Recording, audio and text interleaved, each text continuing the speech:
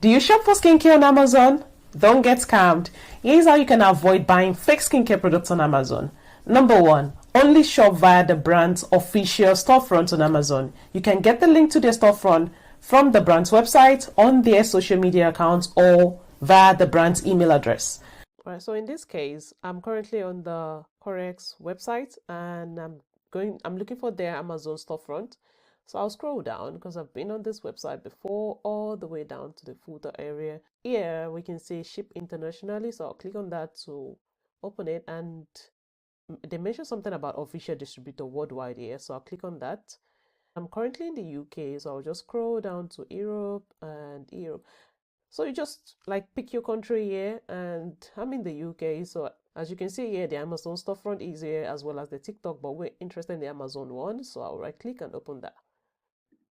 And here we go. So they have an official storefront on Amazon. That's how easy it is to find like the specific one for the brand that you want to shop with.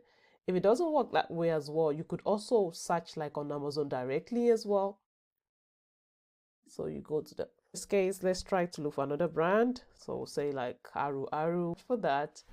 And so you might not be able to find like the brand directly. So what I do is I click on, I can see these are like a sponsored ad.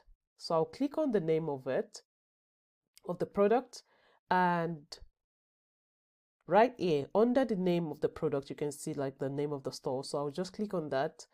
And here we are, we're on the brand storefront on Amazon.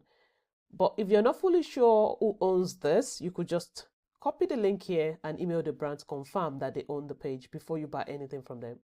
Number 2, only buy from reputable sellers with high ratings and great reviews. Number 3, read the reviews, and not just the good ones. Go through the 1-star, 2-star reviews and watch out for red flags. Remember, if it looks too good to be true, it probably is.